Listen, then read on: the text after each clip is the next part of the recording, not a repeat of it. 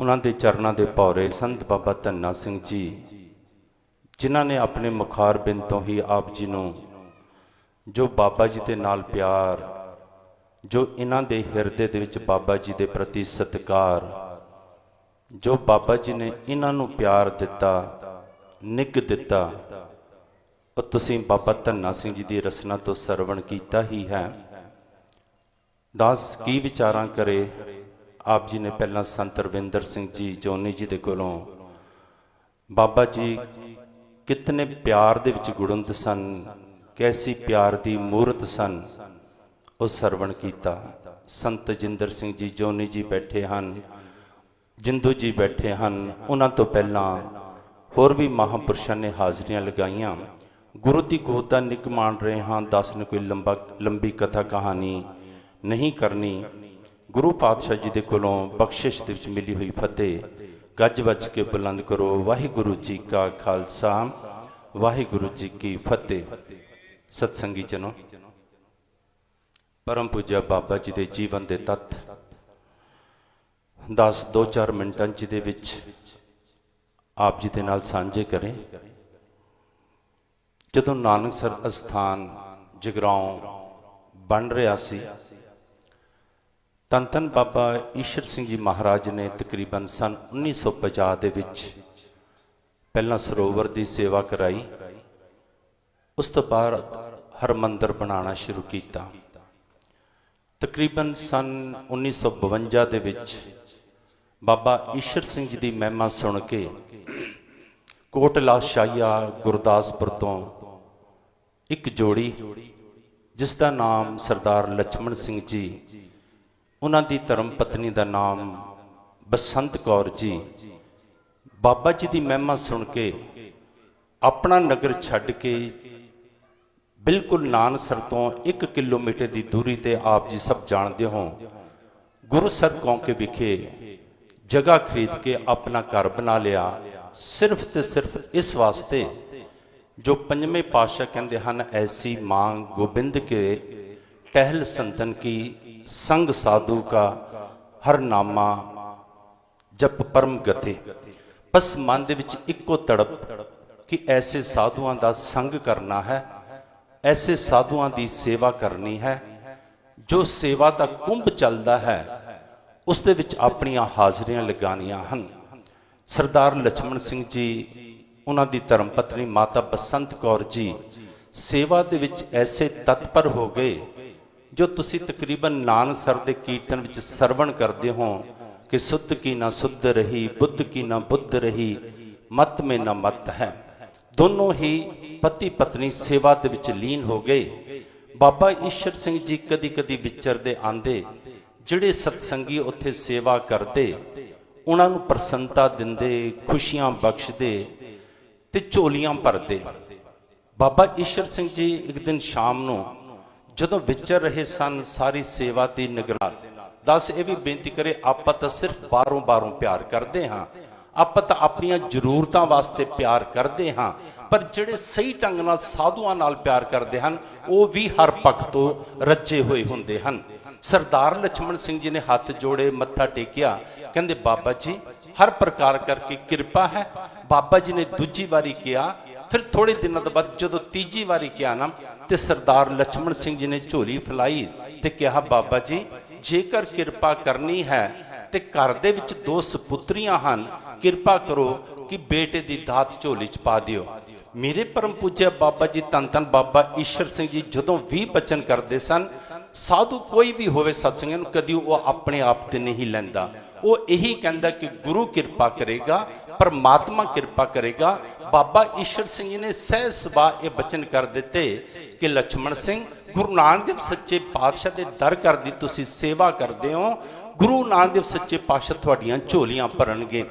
ਅਤੇ ਉਹਨਾਂ ਦੇ ਬਚਨਾਂ ਦੇ ਮੁਤਾਬਕ ਧੰਨ ਧੰਨ ਅਮਰ ਸ਼ਹੀਦ ਸੰਤ ਬਾਬਾ ਰਾਮ ਸਿੰਘ ਜੀ ਦਾ ਜਨਮ 3 ਦਸੰਬਰ ਸਨ 1955 ਨੂੰ ਸਤਸੰਗੀ ਜਨੋਂ ਗੁਰੂਸਰ ਕੌਂਕੇ ਵਿਖੇ ਹੋਇਆ। ਜਦੋਂ ਸਵਾ ਸਾਲ ਦੇ ਹੋਏ, 40 ਦਿਨਾਂ ਦੇ ਹੋਏ, माता जी बाबा ईश्वर सिंह जी नूं मत्था टिकाण दे वास्ते जदों लैके आए, बाबा जी फिर सेवा की देख रेख कर रहे सन।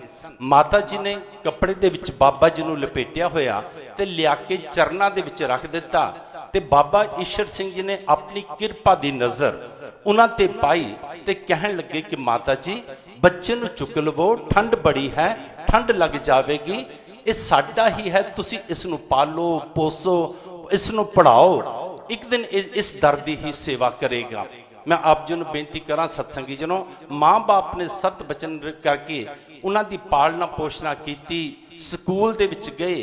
जदों 9 साल दे होए तां क्योंकि बाबा ईश्वर सिंह जी दी जिथे बाबा जगीर सिंह जी ने हजूरी सेवा की, मैं बेनती करा बाबा ईश्वर सिंह जी दी सब तो ज़्यादा लंबा टाइम धन धन बाबा साधू सिंह जी ने हजूरी सेवा की। जदों बाबा जी ने यह बचन किए सन कि यह साडा है, इस घर की सेवा एक करेगा, उदों भी बाबा साधु सिंह जी कोल ही सन।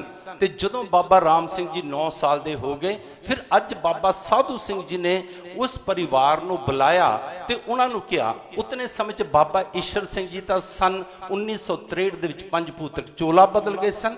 बाबा साधु सिंह जी ने बाद दे विच तकरीबन 64-65 दे विच माँ बाप नूं बुलाया ते कहा कि तुसीं बाबा ईश्वर सिंह जी नाल बचन कीता सी, उन्हां दे सामने तुसीं लिया के उन्हां दे चरनां ते रखिया सी ते बाबा जी ने बचन कीता सी इह साडा ही है, इसकी पालना पोषणा करो, इसकी परवरिश करो, इसनूं पढ़ाओ। हुण इह तुसीं इस तरह करो कि बाबा जी दे दर करते उपर इन्हां नूं भेज दिओ। मैं बेनती करां, सिर्फ 9 साल की उम्र सी संत बाबा राम सिंह जी दी।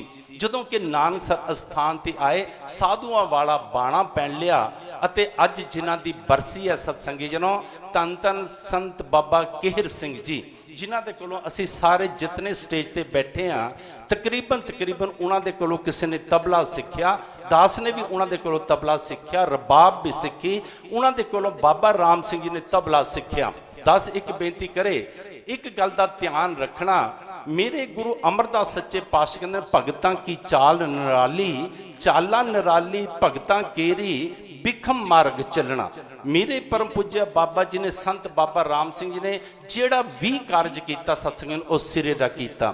जे परमात्मा ने उन्होंने शरीर दिता तो सुंदरता सिरे दी दिती, इतना सुहापन सी सत्संगी जनों जिहदा आपां वर्णन नहीं कर सकते।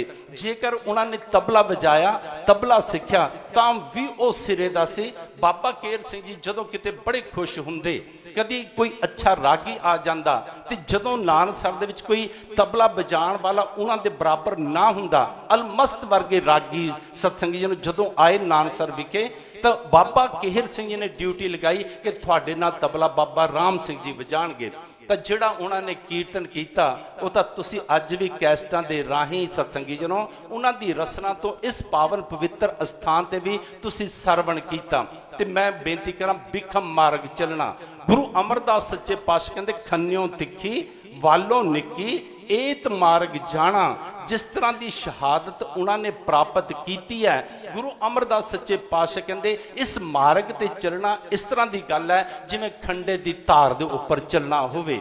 मैं आप जी एक बेनती कर देवां क्योंकि ज़्यादा लंबी चौड़ी कथा नहीं करनी है। शहीद कौन है सत्संगी जनों?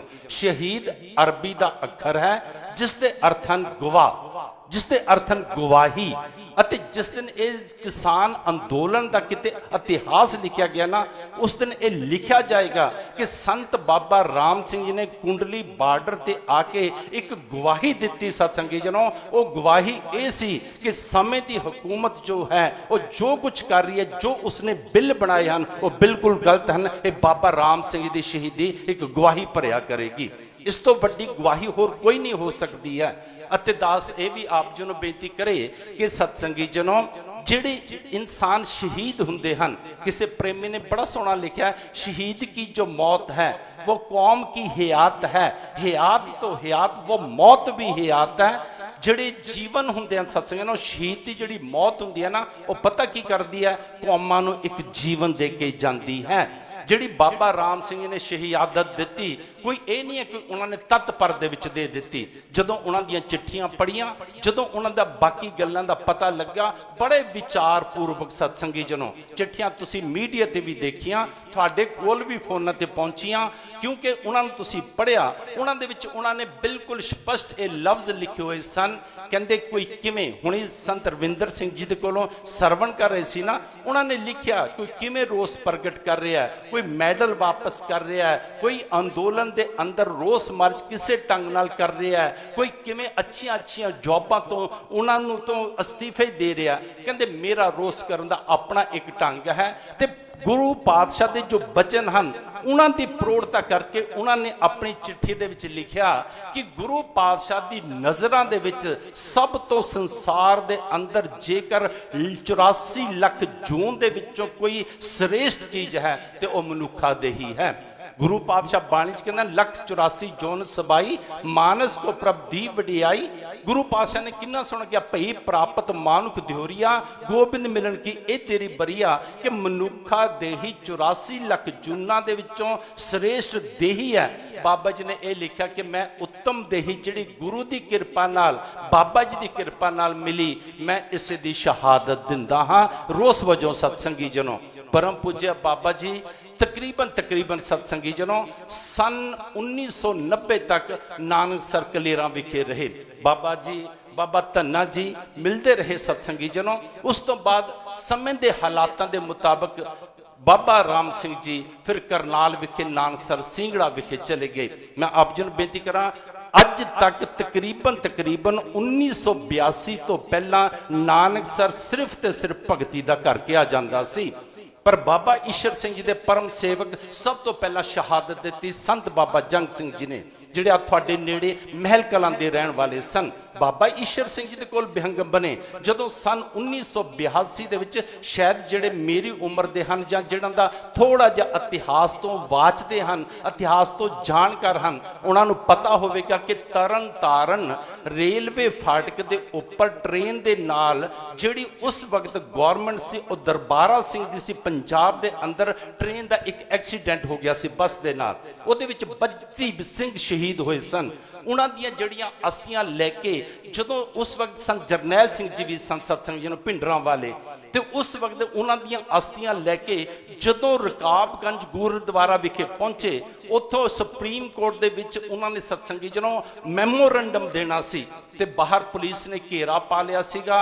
जदों घेरा पाया बाबा जंग सिंह जी पहला जदों करनाल उन्होंने स्थान बाईपास से बनाया, अज भी जदों तुसी जाओ करनाल बाईपास के उपर जांदियां होया खब्बे पासे स्थान बनया नानकसर लंगर माता साहिब कौर जी। मैं बेनती करा बाबा जंग सिंह जी ने उत्थे स्थान सिर्फ इस वास्ते बनाया सी कि जड़ियां संगतां हजूर साहब जांदियां, जड़ियां संगतां पटना साहब जांदियां, जड़ियां संगतां होर उधर दे पासे दे इतिहासिक जगह के दर्शन करने वास्ते जांदियां, वो संगतां इत्थे लंगर छकण। इसे करके उन्होंने नाम रखा सी नानकसर लंगर माता साहिब कौर जी, क्योंकि जिहड़ी माता हुंदी है उहनूं की हुंदा चाह हुंदा कि मेरे बच्चे मेरी गोदी दे विच पै के लंगर छकण। सत्संगी जनों पहला उस नगर कीर्तन नूं उत्थे सत्संगी जनों रोस मार्च नूं उन्होंने लंगर छकाया, ਅਤੇ फिर शाम ਨੂੰ आप ਗੱਡੀ पकड़ के उत्थे पहुँच गए। अगले दिन जदों सत्संगी ਨੂੰ ਉੱਥੇ ਦੀ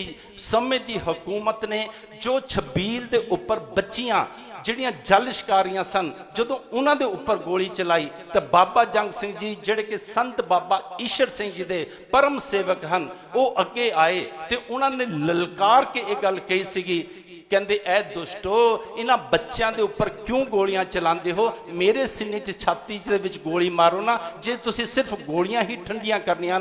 ਉੱਥੇ ਬਾਬਾ ਜੰਗ ਸਿੰਘ ਜੀ ਨੇ ਸ਼ਹਾਦਤ ਪ੍ਰਾਪਤ ਕੀਤੀ। ਉਸੇ ਜਗ੍ਹਾ ਤੇ ਬਾਬਾ ਰਾਮ ਸਿੰਘ ਜੀ तकरीबन 1990 ਦੇ ਵਿੱਚ ਗਏ, ਉੱਥੇ ਜਾ ਕੇ ਬੜੀ ਸੋਹਣਾ ਇਮਾਰਤ ਬਣਾਈ। ਸਤਸੰਗਾਂ ਨੂੰ ਮੈਂ ਬੇਨਤੀ ਕਰਾਂ ਉਸ ਇਲਾਕੇ ਦੇ ਵਿੱਚ ਉਸ ਤਰ੍ਹਾਂ ਦਾ ਅਸਥਾਨ, ਮੈਂ ਇਹ ਨਹੀਂ ਕਹਿੰਦਾ ਜਿਤਨੇ ਵੀ ਅਸਥਾਨ ਹਨ ਉੱਥੇ ਗੁਰੂ ਤੇਗ ਬਹਾਦਰ ਸੱਚੇ ਪਾਤਸ਼ਾਹ ਦੇ ਵੀ ਇਤਿਹਾਸਕ ਜਗ੍ਹਾਵਾਂ ਹਨ, ਹੋਰ ਵੀ ਸੰਤਾਂ ਮਹਾਂਪੁਰਸ਼ਾਂ ਦੇ ਅਸਥਾਨ ਹਨ, ਸਭ ਨੂੰ ਨਮਸਕਾਰ ਹੈ। ਪਰ ਸੰਸਾਰੀ ਤੌਰ ਦੇ ਉੱਪਰ ਜਿਤਨਾ ਵਧੀਆ ਅਸਥਾਨ ਖੁੱਲਾ ਡੁੱਲਾ ਉਹ ਬਣਿਆ ਹੋਇਆ ਸਤਸੰਗੀ ਜਨੋਂ ਉਹ ਹੋਰ ਇਲਾਕੇ ਦੇ ਵਿੱਚ ਨਹੀਂ ਹੈ। ਇਹ ਸਾਰੇ महापुरुष जाते हैं, बाबा जी दे हुंदिया जाते रहे, बाद दे विच संस्कार वक्त भी गए, भोगां दे वक्त भी गए, ते बाबा धन्ना सिंह जी ने सत्संगी जनों जिथे बाबा जी नाल ने इन्हां दे नाल पूरा पूरा प्यार किया, बाबा जी ने भी अपना फर्ज पूरा निभाया। जदों इन्हां नूं पता लग्या बाबा जी शहादत प्राप्त कर गए हैं, उस वक्त ही इत्थों चल पे, अजे हॉस्पिटल दे विच सन सत्संगी जनों, उदों ही बाबा धन्ना जी पहुँच गए। फिर उत्थे नाल दासरियां दे नाल मोढा मिला के चले, दाह संस्कार करवाया, उस तो बाद भोग ते भी गए। हुण भी बाबा जी नूं शरधा दे फुल भेंट करन वास्ते इस पावन पवित्र स्थान दे उपर ये श्रद्धांजलि समागम रखिया है। सो सत्संगी जनों, जो बाबा जी ने शहादत दी, इस तरह दीयां शहादतां देणियां बड़ियां औखियां हुंदियां हन। तो इस करके हुण सिर्फ नानकसर भगती का घर नहीं है, हुण नानकसर जिथे भगती का घर सी, हुण नाल दी नाल शक्ति दा भी घर है। उत्थे दे जिहड़े प्यारे हन, उत्थे दे जिहड़े संत हन, वो शहादतां भी दिंदे हन। अते इस किसान अंदोलन दे वास्ते बाबा जी ने शहादत दी है। किसी प्रेमी ने बड़ा सोहना लिखा है, जन डुलदा खून शहीदां दा, तकदीर बदलदी कौमां दी, रंबियां नाल खोपर लैंदे जां तस्वीर बदलदी कौमां दी। एक नाम जपण वाले दा खून डुलिया, एक नाम जपण वाले ने शहादत दी है। बस दास यही उम्मीद करदा है कि ए अंदोलन करन वालिओ, ए किसानों, एक दिन थोड़ी तकदीर भी बदलेगी, तो एक दिन थोड़ी तस्वीर भी बदलेगी, जिहदे वास्ते परम पूज्य बाबा जी ने शहादत दी है। सो बहुत बहुत धन्यवाद संत बाबा धन्ना सिंह जी का, जिन्हां ने इह श्रद्धांजलि समागम रखिया है। सो दास ये भी बेनती कर देवे कि जिमें बाबा जी के गुण इस संतां ने गाए, कोई नाल रहने वाला गावे सत्संगी जनों, वो तो कहेगा अपने घर दियां वडियाइयां करते हैं। बाबा जी प्यार की मूर्त सन, निमरता की मूर्त सन, गुणां दे नाल भरपूर सन। दास तकरीबन 47 साल सत्संगी जनों, सन 1973 दे विच दास विहंगम बनिया, 47 साल। अते साडे नाल ही संत अजमेर सिंह जी हैं, संत परमजीत सिंह जी हैं, 50 साल सत्संगी जनों। बाबा राम सिंह जी दे नाल रहे, एक वारी भी उन्होंने सत्संगी जनों कदी तलखी दे विच अपने मुखारबिंद तो कोई लफ्ज नहीं कढ़िया, कदी उन्होंने ये नहीं सी किया ओए भोले। जदों भी कहना संत जी जां भोला जी, ये लफ्ज कहते सन। अजमेर जी, जिन्हों भी बुलाना सत्संगी जनों, वो जी करके बुलाते सन। तो मैं आप जी नूं बेनती करा, किन्ना सोहना गुरु पातशाह ने कहा, कहते जिहड़े तुसीं प्यारे हो थोड़ियां वर्गियां वास्ते क्या है, कहते जांको रे करम भला, तिन ओट गही संत पल्ला, तिन नाही रे जम सतावे साधु की संगना। जिन्हां ने साधुआं दा पल्ला पकड़िया हुंदा है, बाबा राम सिंह जी ने बाबा ईश्वर सिंह जी का पल्ला पकड़िया, बाबा साधु सिंह जी का पल्ला पकड़िया। हर साधु नूं उन्होंने सत्कार दिता, हर साथी नूं उन्होंने प्यार किया सत्संगी जनों। तो उस प्यार का सदका अज वो संसार दे अंदर एक तारे की तरह नहीं, एक चंद्रमा की तरह सत्संगी नूं टहक रहे हैं। गुरु पातशाह के चरणों च यही अरदास है कि सच्चे पातशाह जिस कारण करके परम पूज्य बाबा जी ने शहादत दी है, सच्चे पातशाह तुसी कृपा कर दिओ। तुसी जदों कृपा करो, तुसी जदों रहमत करो, तुसी तो बस दिलों के विचार बदल देंदे हो। कृपा करो कि समय की हुकूमत के जिहड़े विचार बदलन, जिहड़े अंदोलना करके किसान अंदोलन कर रहा है, वो जिहड़े बिल हैं वो वापस लै ले जान, ताकि जिहड़े किसान उत्थे दुख झेल रहे हैं, ठंड झेल रहे हैं, किमें किमें रातां बतीत कर रहे हैं, वो खुशियां अपनी झोली च पा के वापस अपने घरां नूं आण। सो सारे दासरियां ने सत्संगी जनों, जिहड़े बाबा जी दे साथी सी, जिवें संत रविंदर सिंह जी ने दस्सिया ही आप जी नूं कि दासरियां ने ये सोचा कि जिहड़ी हुण अगे सेवा, जदों कोई माँ बाप बुढ़े हो जाण ना, फिर वो पता की सोचते हैं, वो ये सोचते हैं कि अगे साडे बच्चे कम संभालन सत्संगी जनों। इसे करके दासरियां ने सारियां ने ये विचार करके जो उत्थे दी मुख सेवा सी संत तरलोचन सिंह जी दी झोली दे विच पाई है। गुरु पातशाह रहमत करन बाबा जगीर सिंह जी दी उतों सचखंड दे विचों रूह कृपा करे, बाबा ईश्वर सिंह जी दी कृपा होण कि ये बच्चा उस स्थान के उपर सेवा करा के उस स्थान को ਦਿਨ ਦੁੱਗਣੀਆਂ ਰਾਤ ਚੌਗਣੀਆਂ ਤਰੱਕੀਆਂ ਵਿੱਚ ਲਿਜਾ ਸਕੇ। ਦਾਸਰੇ ਇਸ ਦੇ ਨਾਲ ਹੀ ਹਨ। ਜਿਵੇਂ ਦਾ ਵੀ ਸਹਿਯੋਗ ਅਸੀਂ ਬਾਬਾ ਜੀ ਨਾਲ ਕਰਦੇ ਸੀ, ਉਵੇਂ ਦਾ ਸਹਿਯੋਗ ਇਸ ਬੱਚੇ ਦੇ ਨਾਲ ਵੀ ਸੰਤ ਲੋਚਨ ਸਿੰਘ ਜੀ ਨਾਲ ਵੀ ਦਾਸਰੇ ਉਵੇਂ ਹੀ ਕਰਦੇ ਰਹਿਣਗੇ। ਹੁਣ ਹੋਈਆਂ ਭੁੱਲਾਂ ਦੀ ਮਾਫੀ ਦਿਓ, ਗੱਜ ਵੱਜ ਕੇ ਫਤਿਹ ਬੁਲਾਓ। ਵਾਹਿਗੁਰੂ ਜੀ ਕਾ ਖਾਲਸਾ, ਵਾਹਿਗੁਰੂ ਜੀ ਕੀ ਫਤਿਹ। ਸਾਡੇ ਪਿਆਰੇ ਵੀਰ ਸੰਤ ਅਮਰਜੀਤ ਸਿੰਘ ਜੀ ਭੋਲਾ ਜੀ, ਉਹਨਾਂ ਨੇ ਆਪ ਜੀ ਨੂੰ ਸੰਖੇਪ ਸਮੇਂ ਵਿੱਚ ਬਹੁਤ ਹੀ ਵਿਸਥਾਰ ਪੂਰਵਕ